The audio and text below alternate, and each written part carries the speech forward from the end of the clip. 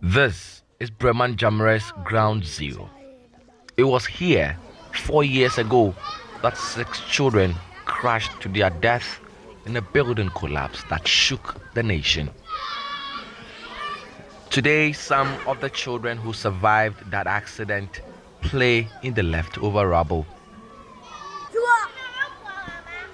JoyNews' coverage of the disaster moved non-governmental organizations to build the structure which now houses some of the children. That aside, not much has changed.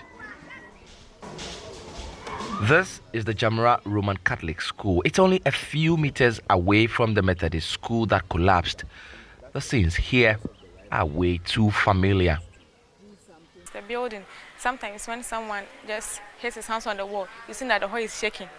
And someone will say, hey, it's going to collapse, so it's going to... Then you try to get out of the class. Someone will come and tell you that I dreamt that the school has collapsed. So when you are sitting there, you say, hey, I don't want to sit near the corner. This one dreamt this, so...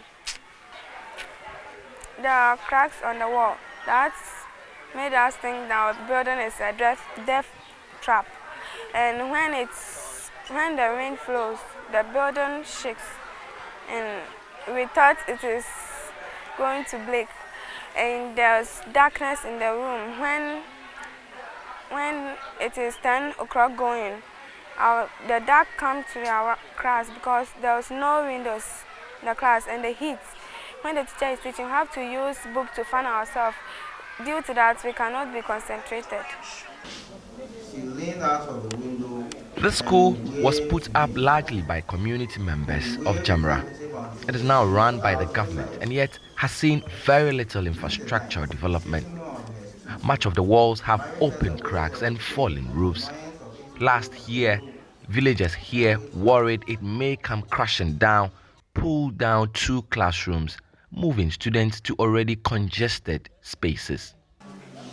This is the 4th public school in this community. This one here alone has close to 600 students.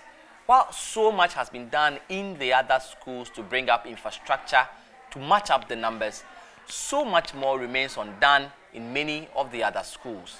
This leaves many children like the vulnerable ones in here today studying at the peril of their lives. In the heart of the town, I have come to meet Nana Kwesi Enin III.